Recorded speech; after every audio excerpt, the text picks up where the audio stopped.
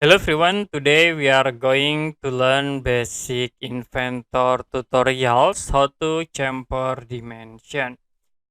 Okay, for example, I will click start to diskette and choose top plan. We draw rectangle, then click at this icon rectangle from this point to here,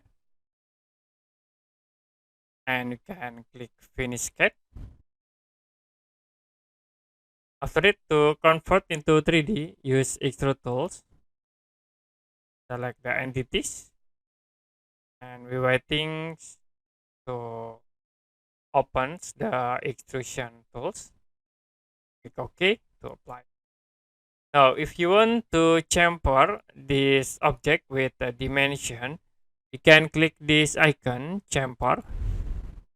Then will be show for chamfer dialog box. For dimension or distance, you can click at this option. Like I will set into 4, and you can click the edge. I will select this edge. It will be automatically chamfer in 4 points. Click apply. And if you want to set difference like 4 and 6, you can use this option, distance and angle, or you can use 2 distance. I will set into 4 and then into 6 for the second. Then select the edge to be automatically chamfer dimension with 4 and 6. Click apply again. Okay, you also can set with angles by using this option. I will set angles 15 degree, distance 2.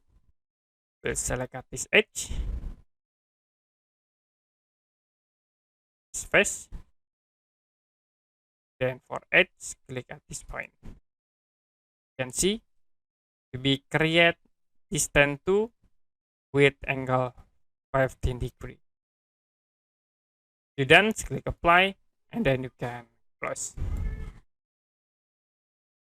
Okay, that's it for basic inventor tutorials, how to chamfer dimension. And if you have any question about this tutorial, you can comment below this video.